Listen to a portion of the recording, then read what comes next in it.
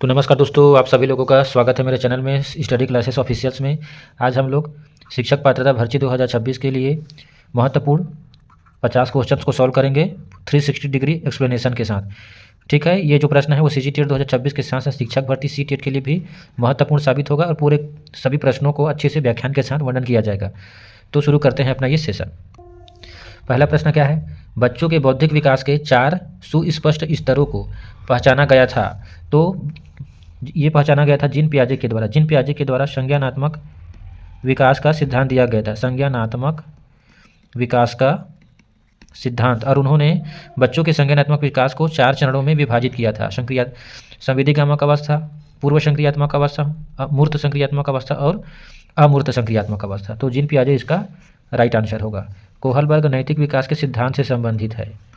नैतिक विकास के सिद्धांत, मोरल डेवलपमेंट थ्योरी कोहलबर्ग के द्वारा दिया गया था और इन्होंने 3 चरणों में इसको विभाजित किया है। पूर्व परंपरागत स्तर, परंपरागत स्तर और उत्तर परंपरागत स्तर। तो कोहलबर्ग जो है नैतिक विकास के सिद्धांत से संबंधित है। स्किनर क्या है? व्यवहारवादी हैं और ये चूहे और कबूतर में प्रयोग के लिए जाने जाते हैं। इनके द्वारा ऑपरेंट कंडीशनिंग थ्योरी दिया गया है स्किनर के द्वारा। एरिक्सन के द्वारा मनोसामाजिक सिद्धांत दिया गया और व्यक्तित्व के विकास को 8 चरणों में इनके द्वारा बांटा गया है। तो बच्चों के बौद्धिक विकास के 4 सुस्पष्ट स्तर बताए हैं जीन पियाजे ने। इन्होंने बच्चों को नन्हे वैज्ञानिक भी कहा है। नन्हे वैज्ञानिक, बच्चे अपने ज्ञान की रचना खुद करते हैं, ये भी इन्हीं के द्वारा कहा गया है। कोटेशन से भी बहुत सारे प्रश्न आते हैं। जीन पियाजे ने संज्ञानात्मक विकास की कितनी अवस्थाओं की व्याख्या की है? अभी बताया हूँ 4 अवस्थाओं की, जिसमें से पहला होता है sensory motor stage. Sensory motor stage और इसका समय होता है 0 से 2 वर्ष। दूसरा जो होता है वो होता है पूर्व संक्रियात्मक अवस्था। पूर्व संक्रियात्मक अवस्था और ये होता है 2 से 7 वर्ष। 2 से 7 वर्ष के बच्चे जो है पूर्व संक्रियात्मक अवस्था में होता है। तीसरा को बोला जाता है मूर्त संक्रियात्मक अवस्था। मूर्त संक्रियात्मक अवस्था 7 से 11 वर्ष। और चौथा होता है अमूर्त, फॉर्मल ऑपरेशनल स्टेज। ये होता है 11 से 15 या फिर ऊपर की आयु। ठीक है, तो जीन पियाजे 4 अवस्थाओं के बारे में बताया है और विकास को एक असतत प्रक्रिया बोला है। असतत प्रक्रिया। इनके अनुसार विकास पहले होता है, बच्चे का विकास पहले होता है और चिंतन बाद में आता है। इसको भी याद रखिएगा। हर एग्जाम में जीन पियाजे से 2 से 3 क्वेश्चन जो है आता ही आता है। ठीक है, अगला प्रश्न क्या है? छिपी हुई वस्तुएं ढूंढ निकालना इस बात का संकेत है कि शिशु निम्नलिखित में से किस संज्ञानात्मक कार्य में दक्षता प्राप्त करने लगा है। जब शिशु छिपी हुई वस्तु को ढूंढ निकालता है, इसका मतलब ये है कि बच्चा जो है, बच्चे में वस्तु स्थायित्व का गुण जो है विकसित हो चुका है और बच्चा 0 से 2 वर्ष की अवस्था में वस्तु स्थायित्व को अपने अंदर शामिल कर लेता है। तो वस्तु स्थायित्व इसका राइट आंसर होगा। कोहलर ने अपने अंतर्दृष्टि अधिगम के प्रयोग किस जानवर पर किए थे? तो उन्होंने अपना प्रयोग किए थे चिंपांजी पर। तो बी हमारा जो है सही आंसर होगा। कोहलर के द्वारा सामाजिक अधिगम का सिद्धांत दिया गया है। सामाजिक अधिगम का सिद्धांत। और ये जो है इनसाइट थ्योरी से संबंधित है। गेस्टाल्टवादी भी बोलते हैं इन्हीं लोगों को, गेस्टाल्टवादी। ये जो है समस्या को समग्र रूप में देखते हैं, इस बात को भी पूछा जाता है। तो उन्होंने चिंपांजी पर प्रयोग किए थे। कुत्ते पर प्रयोग पावलाव के द्वारा किया गया था। पावलाव, इन्होंने क्लासिकल कंडीशनिंग थ्योरी दिया है। Classical conditioning theory. बिल्ली, चूहे पर प्रयोग किया गया है स्किनर के द्वारा। स्किनर ने चूहे पे और कबूतर पे प्रयोग के लिए जाने जाते हैं। कबूतर। अंतर्दृष्टि का सिद्धांत मतलब इनसाइट थ्योरी मनोविज्ञान के किस संप्रदाय से संबंधित है? तो इनसाइट थ्योरी जो है गेस्टाल्टवाद से संबंधित है और अभी कोहलर के बारे में पढ़े भी हैं। कोहलर के अलावा कर्ट लेविन, ये पूछते हैं कौन सा गेस्टाल्टवादी है? तो कर्ट लेविन, कोफ्का, वर्दीमर, और कोहलर, ये चारों गेस्टाल्टवादी हैं। तो इस नाम को याद रखिएगा। संरचनावाद, विलियम वुंड संरचनावाद के जनक माने जाते हैं, विलियम वुंड, इसको भी पूछते हैं। टीचनर, विलियम वुंड और टीचनर संरचनावाद से संबंधित हैं। व्यवहारवाद, व्यवहारवादियों में सबसे प्रमुख नाम है वाटसन का, वाटसन। मनोविश्लेषणवाद, मनोविश्लेषणवाद में आता है सिगमंड फ्रायड, सिगमंड फ्रायड। मनोविश्लेषणवाद का सिद्ध दिया और इनके द्वारा साइकोसेक्सुअल थ्योरी भी दिया गया है सिगमंड फ्रायड के द्वारा, उसको भी याद रखिए। चैनल को लाइक शेयर सब्सक्राइब कीजिए और पूरा वीडियो देखिए, काफ़ी जानकारी आप लोगों को मिलेगी। 50 क्वेश्चन में 300 क्वेश्चन की जानकारी आपको मिल जाएगी। व्यक्तित्व मापने की रोर्सा स्याही धब्बा परीक्षण, रोर्सा इंक बोर्ड टेस्ट किस प्रकार की विधि है? तो यह एक प्रकार की प्रक्षेपी विधि है। व्यक्तित्व मापने की प्रक्षेपी विधि है ये रोर्सा स्याही धब्बा परीक्षण। तो सी जो है राइट आंसर होगा। TAT थीमेटिक अपरसेप्शन टेस्ट का निर्माण किसने किया था? तो ये निर्माण किया गया था मरे एवं मॉर्गन के द्वारा। ऑप्शन सी जो है राइट आंसर होगा। हरमन रोर्सा जो है इंक बोर्ड टेस्ट, इंक मतलब स्याही धब्बा परीक्षण, इंक बोर्ड टेस्ट अर्थात स्याही धब्बा परीक्षण, व्यक्तित्व मापने की जो स्याही धब्बा परीक्षण विधि है वो हरमन रोर्सा के द्वारा दिया गया है। इस चीज़ को भी याद रखिए। और थीमेटिक अपरसेप्शन टेस्ट मरे एवं मॉर्गन के द्वारा दिया गया। कोहलर के अनुसार आहा अनुभव कब होता है? तो आहा अनुभव कब होता है? जब समस्या का समाधान अचानक मिल जाता है। हम लोग भी कई समस्या में पड़े रहते हैं लेकिन सोचते रहते हैं उस समस्या के बारे में, और उसका जो समाधान है वो अचानक हमें मिलता है तो वो ऐसा निकलता है ना, तो उसी को इनसाइट कहा जाता है, इनसाइट। इसमें समस्या को समग्र रूप में देखा जाता है। समग्र से मतलब पूर्ण से अंश की ओर इसमें जाते हैं, तो इसमें बी जो है सही आंसर होगा। बहिर्मुखी और अंतर्मुखी व्यक्तित्व का वर्गीकरण किसने किया था? तो व्यक्तित्व 3 प्रकार के होते हैं, बहिर्मुखी, अंतर्मुखी और उभयमुखी, उभयमुखी। और इन तीनों ही व्यक्तित्व के बारे में कौन बताया है? तो कार्ल जुंग या युंग, ठीक है, इनके द्वारा ये बताया गया है। तो डी जो है सही आंसर है। सिगमंड फ्रायड मनोविश्लेषण सिद्धांत से संबंधित है। ईड अहम और ईड ego, super ego, super ego के बारे में सिगमंड फ्रायड के द्वारा ही बताया गया है। अब्राहम मैस्लो आवश्यकता पदानुक्रम सिद्धांत, हायरार्की थ्योरी ऑफ नीड से संबंधित है और यह क्या है? मानवतावादी है। मैस्लो, अब्राहम मैस्लो, क्या दिया गया है इनके द्वारा? आवश्यकता पदानुक्रम सिद्धांत, पदानुक्रम सिद्धांत, hierarchy theory of needs Maslow के द्वारा दिया गया। ये मानवतावादी हैं, मानवतावादी। अगला क्वेश्चन क्या है? एरिक इरिक्सन के अनुसार पहचान बनाम भूमिका भ्रम, आइडेंटिटी वर्सेस रोल कन्फ्यूजन की अवस्था किस आयु वर्ग में होती है? तो आइडेंटिटी वर्सेस रोल कन्फ्यूजन की आयु वर्ग क्या है? 12 से 18 वर्ष, मतलब किशोरा अवस्था में ये जो है गुण पाया जाता है, किशोरा अवस्था, ठीक है। 18 से जो 40 वर्ष होता है इसको बोला जाता है intimacy, intimacy versus isolation, isolation. Erik Erikson के अनुसार मानव जीवन जो है 8 चरणों से होकर गुजरता है, ठीक है। 3 से जो 6 वर्ष है ये होता है पहल बनाम अपराध बोध, इनिशिएटिव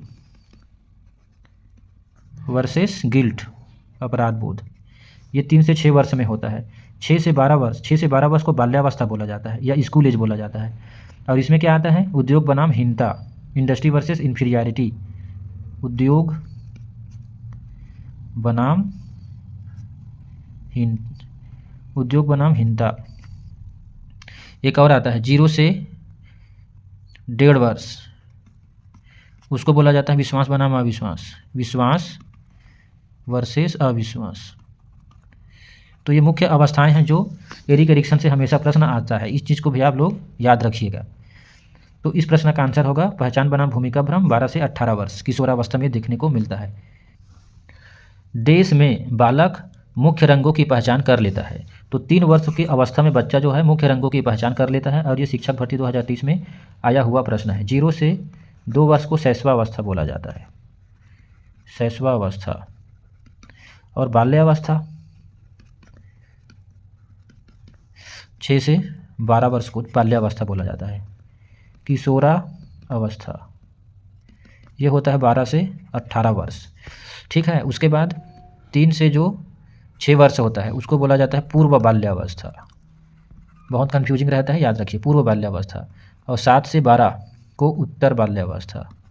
उत्तर बाल्यावस्था। बार बार उस चीज़ को बताने का उद्देश्य यही है कि आप लोगों का रिवीजन हो जाए और आप लोग ना भूलो। बुद्धि के बहुकारक सिद्धांत के प्रतिपादक हैं। तो बुद्धि के बहुकारक सिद्धांत के प्रतिपादक है थार्नडाइक। ऑप्शन सी जो है राइट आंसर होगा। शिक्षक भर्ती 2023 में ये आ चुका है। ठीक है, थार्नडाइक। प्रयास एवं त्रुटि के सिद्धांत से भी ये संबंधित है। प्रयास एवं त्रुटि का सिद्धांत, त्रुटि का सिद्धांत। और इनके द्वारा 3 मुख्य रूप से नियम बताए गए हैं। तत्परता का नियम, प्रभाव का नियम और अभ्यास का नियम। 3 मुख्य नियम और 5 गौण नियम थार्नडाइक के द्वारा बताया गया है। साथ ही बुद्धि का बहुकारक सिद्धांत, मल्टी फैक्टर थ्योरी, ये भी थार्नडाइक के द्वारा ही दिया गया है। मैकडूगल मूल प्रवृत्ति से संबंधित है। मूल प्रवृत्ति। अब मैकडूगल ने 14 प्रकार के मूल प्रवृत्ति के बारे में बताई है, ये भी आता है। टर्मन बुद्धि लब्धि, आईक्यू का जो फॉर्मूला है, आईक्यू फार्मूला, उसको टर्मन के द्वारा दिया गया है। क्या होता है formula? Mental as upon chronological age into 100। ये वाला जो फार्मूला है ये टर्मन के द्वारा दिया गया। हालांकि आईक्यू जो शब्द है सबसे पहले स्टर्न द्वारा इस्तेमाल किया गया, स्टर्न। ठीक है, लेकिन फार्मूला कौन दिया है? टर्मन दिया है। इस बात को आप याद रखिए। हार्वर्ड गार्डनर बहुबुद्धि सिद्धांत से संबंधित है। बहुबुद्धि सिद्धांत मोस्ट इंपॉर्टेंट प्रश्न, हमेशा एग्जाम में आता है। बहुबुद्धि सिद्धांत हार्वर्ड गार्डनर, 8 अलग अलग प्रकार की बुद्धि के बारे में इनके द्वारा बताया गया है। तो इस चीज़ को भी आप याद रखिए। अगला प्रश्न क्या है? सृजनात्मक शिक्षार्थी वह है जो, तो सृजनात्मक विद्यार्थी किसको बोलेंगे? जो पार्श्व अर्थात लेटरल चिंतन और समस्या समाधान में अच्छा है, उसको हम लोग सृजनात्मक शिक्षार्थी बोलेंगे। तो सी हमारा राइट आंसर होगा। अधिगम अक्षमता में शामिल नहीं है। तो डिसलेक्सिया, डिसकैल्कुलिया, डिसलेक्सिया और डिसग्राफिया अधिगम अक्षमता है, सीखने में कठिनाई। लेकिन मानसिक विकलांगता अधिगम अक्षमता नहीं है। तो ऑप्शन डी जो है राइट आंसर होगा। डिसकैल्कुलिया गणितीय गणना नहीं कर पाने की जो क्षमता है उसको डिसकैल्कुलिया बोला जाता है। डिसलेक्सिया लिखने और पढ़ने की अक्षमता, लिखने व पढ़ने की अक्षमता, लिखने व पढ़ने में अक्षमता को डिसलेक्सिया बोलते हैं। डिसग्राफिया लिखने में आने वाली कठिनाई, लिखने की अक्षमता, ये होता है डिसग्राफिया। तो अधिगम अक्षमता में शामिल नहीं है मानसिक विकलांगता। D will be correct answer. BF Skinner का क्रिया प्रसूत अनुबंधन मतलब ऑपरेंट कंडीशनिंग का मुख्य रूप से किस पर आधारित है? तो बीएफ स्किनर के द्वारा ऑपरेंट कंडीशनिंग थ्योरी, क्रिया प्रसूत अनुबंधन सिद्धांत दिया गया और ये मुख्यतः पुनर्बलन, रीइंफोर्समेंट और पनिशमेंट, पुनर्बलन और दंड पर आधारित है। तो बी हमारा सही आंसर होगा। इनसाइट थ्योरी कोहलर से संबंधित है। Insight Kohler. किस अवस्था में शिशु का मानसिक विकास तेज गति से होता है? तो शैशवावस्था में बच्चे का जो मानसिक विकास है वो अन्य अवस्थाओं की तुलना में सबसे तेज गति से होता है। तो ऑप्शन सी जो है सही आंसर होगा। शैशवावस्था होता है 0 से 2 वर्ष। ठीक है, और फिर पूर्व बाल्यावस्था 3 से 6 वर्ष, उत्तर बाल्यावस्था 6 से 7 से 12 वर्ष, किशोरावस्था 12 से 18 वर्ष या कहीं कहीं 19 वर्ष लिखा हो सकता है। ठीक है, तो शिशु का मानसिक विकास सबसे तेज शैशवावस्था में ही होता है। लगभग आधा दोगुना तेजी से विकास होता है इस अवस्था में मानसिक विकास। संवेग शब्द का शाब्दिक अर्थ क्या है? तो संवेग शब्द का आर्थिक शब्द शाब्दिक अर्थ होता है उत्तेजना या भावों में उथल पुथल। सी हमारा राइट आंसर होगा। क्रोध, भय, स्नेह, प्रेम ये सब क्या है? संवेग ही है, लेकिन शाब्दिक अर्थ होता है उत्तेजना या भावों में उथल पुथल। शारीरिक और मानसिक उत्तेजना में या भावों में उथल पुथल जो है देखने को मिलता है संवेग में। संवेग व्यक्ति की उत्तेजित दशा है। यह कथन किसका है? तो यह कथन है वुडवर्थ का। ऑप्शन बी जो है सही आंसर होगा। वुडवर्थ ने ही संवेग को व्यक्ति की उत्तेजित दशा है बताया है। पियाजे मुख्य रूप से संज्ञानात्मक विकास से संबंधित है, इनका संबंध संवेग से नहीं है। ठीक है, रॉस और वेलेंटाइन इन्होंने भी लर्निंग के बारे में बताया है। रॉस ने तो बाल्यावस्था को मिथ्या परिपक्वता का अवस्था कहा है। बाल्यावस्था को मिथ्या परिपक्वता का अवस्था, मिथ्या परिपक्वता का अवस्था, ये रॉस ने बाल्यावस्था के बारे में कहा है, इस बात को भी याद रखिए। मैकडूगल के अनुसार मूल प्रवृत्तियों की संख्या कितनी है? तो मैकडूगल के अनुसार मूल प्रवृत्तियों की संख्या है 14। प्रत्येक मूल प्रवृत्ति के साथ जो है संवेग जुड़ा रहता है, ये कथन है मैकडूगल का। तो 14 जो है सही आंसर होगा। निम्नलिखित में से कौन सा संवेग का तत्व नहीं है? तो दैहिक, संज्ञानात्मक और व्यवहारात्मक संवेग के तत्व हैं, जबकि जो संवेदी है सेंसरी जो है संवेग के तत्व नहीं है। तो डी जो है सही आंसर होगा। भय संवेग में कौन सी मूल प्रवृत्ति जुड़ी हुई है? तो व्यक्ति को जब भय होता है तो वो भागने लगता है, पलायन कर जाता है। तो पलायन, एस्केप जो है इसका राइट आंसर होगा। भय संवेग के साथ मूल प्रवृत्ति है पलायन, बी जो है राइट आंसर होगा। स्किनर के सिद्धांत को अन्य किस नाम से जाना जाता है? तो स्किनर के सिद्धांत को नैमित्तिक अनुबंधन के सिद्धांत के नाम से भी जाना जाता है, ठीक है। तो डी जो है सही आंसर होगा, क्लासिकल कंडीशनिंग थ्योरी। अंतर्दृष्टि का सिद्धांत से संबंधित है कोहलर। प्रयत्न एवं भूल के सिद्धांत से संबंधित है थार्नडाइक। 3 मुख्य नियम और 5 गौड़ नियम, इसको भी याद रखिए। नैमित्तिक अनुबंधन को ऑपरेंट कंडीशनिंग थ्योरी बोला जाता है। शास्त्रीय अनुबंधन के सिद्धांत ये संबंधित है पावलाव।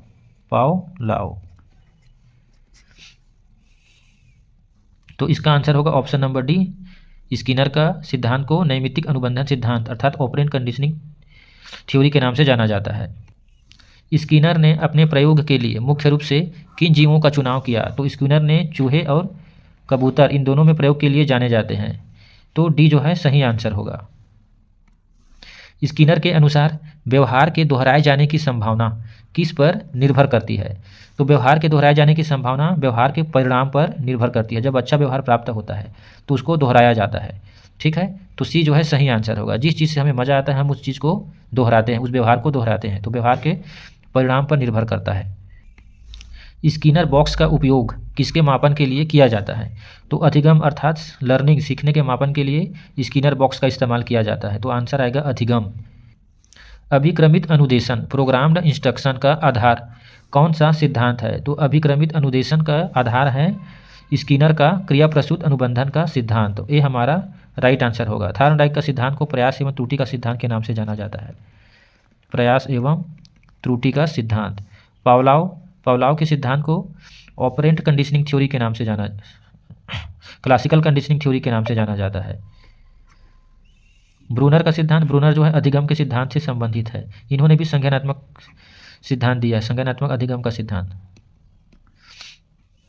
सीखने की प्रक्रिया में तत्काल फीडबैक पर कौन सबसे अधिक जोर देता है? तो तत्काल फीडबैक पर जोर देता है कौन? क्रिया प्रसूत अनुबंधन का सिद्धांत। ऑप्शन बी जो है राइट आंसर होगा। संज्ञानात्मक विकास के सिद्धांत से जीन पियाजे जुड़े हुए हैं, संबंधित है जीन पियाजे। इन्हीं के द्वारा नैतिक विकास को सबसे पहले परिभाषित भी किया गया है। मानवतावादी अब्राहम मैस्लो।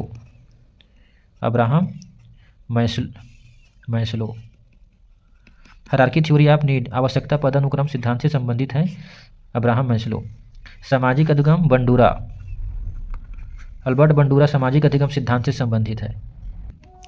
स्किनर के अनुसार बच्चों में भाषा का विकास कैसे होता है? तो बच्चों में भाषा का विकास होता है अनुकरण के द्वारा और पुनर्बलन के द्वारा। तो डी जो है सही आंसर होगा, अनुकरण और पुनर्बलन।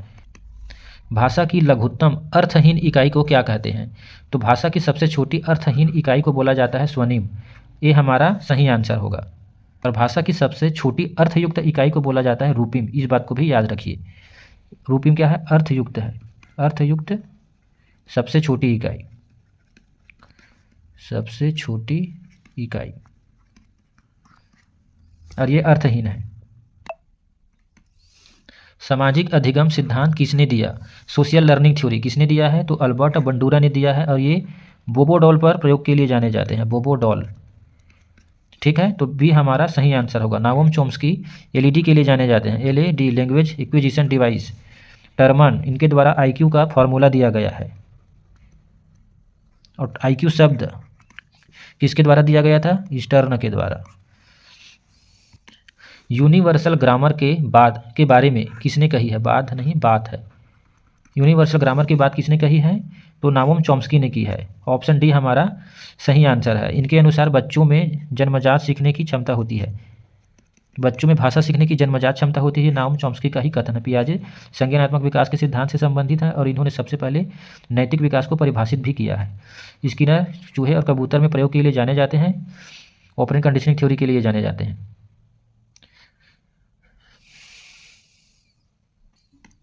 स्टीफन क्रेसन सेकंड लैंग्वेज के एक्विजिशन से संबंधित हैं। सेकंड लैंग्वेज के एक्विजिशन, और इनका कहना है कि बच्चे को जब उनके लेवल के ऊपर की चीज़ें सिखाई जाती है तो वो ज़्यादा अच्छे से सीखते हैं। स्टीफन क्रेसन का ही कथन है। इसको अक्सर अंग्रेजी में पूछा जाता है। बच्चों में संरक्षण का गुण किस अवस्था में विकसित हो जाता है? संरक्षण का मतलब है कि वस्तु के आकार में परिवर्तन से उसकी मात्रा में परिवर्तन नहीं होता है। ठीक है, आकार में परिवर्तन से मात्रा में परिवर्तन नहीं होना ही संरक्षण का गुण है। मान लो हम एक गिलास, एक इतना छोटा सा एक गिलास में क्या रखें, पानी रखें। अब इसको बड़े गिलास में जब डाल देंगे तब भी पानी की मात्रा क्या रहेगी, वही रहेगी। पानी की मात्रा में चेंजेस नहीं आ रहा है, इसी को संरक्षण बोला जाता है। तो बच्चों में संरक्षण का गुण मूर्त संक्रियात्मक अवस्था में विकसित हो जाता है। जब बच्चा 7 से 11 वर्ष की आयु में रहता है तब अमूर्त संक्रियात्मक अवस्था में बच्चा अमूर्त चीज़ों के प्रति तर्क करने लगता है, चिंतन करने लगता है। 11 से 15 या फिर ऊपर की आयु में विकसित हो जाता है। पूर्व संक्रियात्मक अवस्था, बच्चे में प्रतीकात्मक सोच विकसित हो जाता है। प्रतीकात्मक सोच, प्रतीकों का इस्तेमाल करने लगता है बच्चा 2 से 7 वर्ष की आयु में। और ये होता है सेंसरी मोटर स्टेज 0 से 2 वर्ष। वस्तु स्थायित्व का गुण महत्वपूर्ण विशेषता है, कई बार पूछता है। वस्तु स्थायित्व बच्चों में कब आ जाता है? तो सेंसरी मोटर स्टेज में आ जाता है। इतनी जानकारी इससे मिलती है आपको। किसने कहा भाषा और बुद्धि का घनिष्ठ संबंध होता है? तो यह कथन है टर्मन का। इन्हीं के द्वारा IQ की फार्मूला भी दिया गया है, इंटेलिजेंट क्वोशिएंट का। भाषा डेस और डेस का एक उत्तम साधन है। तो भाषा जो है पढ़ने, लिखने और संप्रेषण, इस यहाँ 3 डेस होना था। तो भाषा पढ़ने, लिखने और संप्रेषण का एक उत्तम साधन है। बी हमारा सही आंसर होगा। कक्षा 1 में बच्चों में भाषा कौशल का विकास किस क्रम में होना चाहिए? तो भाषा कौशल 4 प्रकार के होते हैं। कौन कौन सा? सुनना, बोलना और पढ़ना और लिखना। और बच्चे में भाषा का जो विकास है, सुनना, बोलना और पढ़ना और लिखना, इसी क्रम में भाषा का विकास जो है करना चाहिए। तो ये हमारा सही आंसर होगा। अगला प्रश्न क्या है? प्रश्न नंबर 36। लिखित भाषा में अक्षर ध्वनियों के दृश्य प्रतीक होते हैं। सामान्यतः आकृतियों व ध्वनियों का संबंध सुस्थिर तथा सार्वभौम होता है। तो ये क्या है? पूर्णतः सत्य है। पूर्णतः सत्य है। डी जो है हमारा सही आंसर होगा। अब मैं जो ABCD लिख रहा हूँ ये सब क्या है? अक्षर के प्रतीक ही तो हैं और ये कभी भी परिवर्तित नहीं हो सकता। हर जगह इसको ऐसा ही लिखा जाता है। तो यह स्थिर है और सार्वभौम है, यूनिवर्सल है, इसलिए यह क्या? पूर्णतः सत्य है। शैशवावस्था में बच्चों के क्रियाकलाप होते हैं। तो शैशवावस्था 0 से 2 वर्ष होता है। शैशवावस्था में बच्चों के क्रियाकलाप मूल प्रवृत्त्यात्मक होते हैं, मूल प्रवृत्ति पर आधारित होते हैं। जैसे जब बच्चे को भूख लगता है या दर्द होता है तो अपनी भूख और दर्द को बताने के लिए क्या करता है? वो रोने लगते हैं, है ना। तो शैशवावस्था में बच्चों के क्रियाकलाप मूल प्रवृत्ति पे आधारित होते हैं।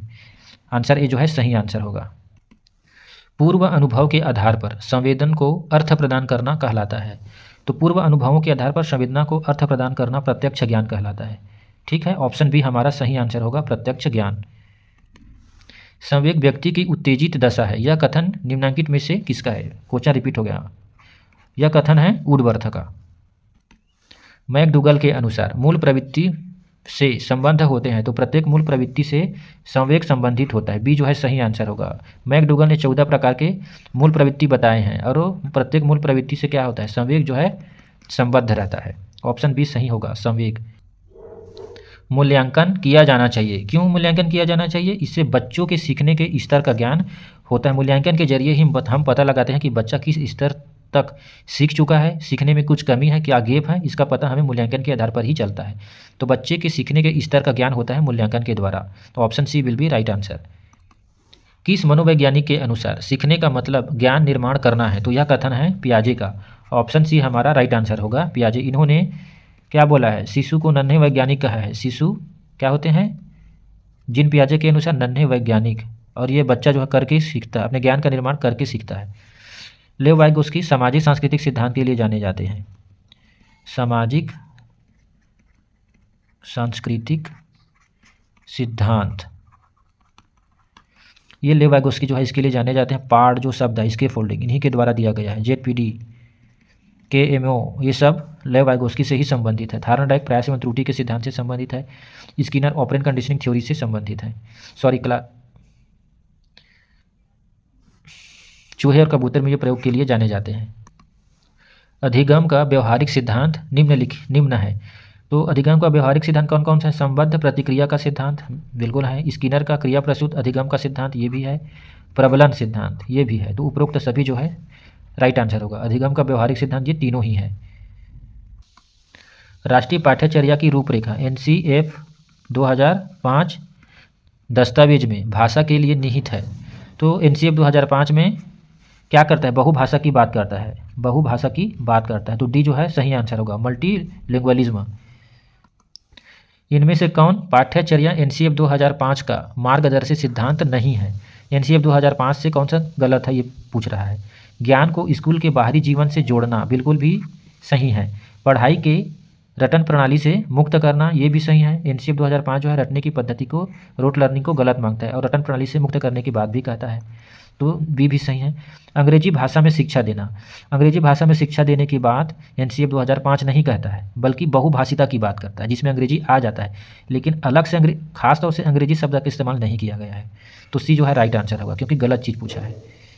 तो सी जो है इसका राइट आंसर होगा। बाल्यावस्था होती है, तो बाल्यावस्था होती है 5 वर्ष तक, बाल्यावस्था होती है 12 वर्ष तक। ठीक है, 6 से 12 वर्ष को बाल्यावस्था बोला जाता है। तो बी जो है सही आंसर होगा। RTE के तहत एक शिक्षक के लिए प्रति सप्ताह न्यूनतम कितने कार्य घंटों तैयारी सहित का निर्धारण किया गया है? तो RTE शिक्षक अधिकार अधिनियम 2009 के अनुसार एक शिक्षक को स्कूल में कितना घंटा काम करना है? कम से कम 45 घंटा। तो सी जो है सही आंसर होगा। RTE एक्ट 2009 का है, लेकिन ये लागू कब हुआ? 1 अप्रैल 2010 को पूरे देश में इसको लागू किया गया है, जिसके अंतर्गत 6 से 14 वर्ष तक के बच्चों को निःशुल्क एवं अनिवार्य शिक्षा की व्यवस्था किया गया है। इसके लिए संविधान में 86वां कॉन्स्टिट्यूशनल अमेंडमेंट एक्ट लाया गया, 86वें संविधान संशोधन, और 21 अनुच्छेद 21 में का ए जोड़ा गया, और इसी के तहत बच्चे को जो है निःशुल्क एवं अनिवार्य शिक्षा की व्यवस्था की गई है, अनुच्छेद 21 ए के तहत। उच्च प्राथमिक स्तर कक्षा 6 से 8 पर एक शैक्षिक वर्ष में कितने कार्य दिवस निर्धारित है? तो मिडिल स्कूल के लिए उच्च प्राथमिक स्तर पर कितने कार्य दिवस निर्धारित है? तो 220। सी जो है सही आंसर होगा। कम से कम 220 दिन का कार्य दिवस होना चाहिए। भूख और प्यास है, तो भूख और प्यास क्या है? एक जन्मजात प्रेरक है। जब बच्चा जन्म लेता है तभी से उसको भूख और प्यास जो है लगना चालू हो जाता है। तो यह एक जन्मजात प्रेरक है। ऑप्शन बी हमारा राइट आंसर होगा। ये थे पूरे 50 क्वेश्चन। आप लोग कमेंट करके बताइए कि आप लोगों का नंबर कितना आया, वीडियो कैसे लगा। अगर अच्छा लगा होगा तो चैनल को लाइक, शेयर और सब्सक्राइब कीजिए, सपोर्ट कीजिए, और इस वीडियो में कम से कम 200 लाइक आप लोग ज़रूर लगाइए। धन्यवाद।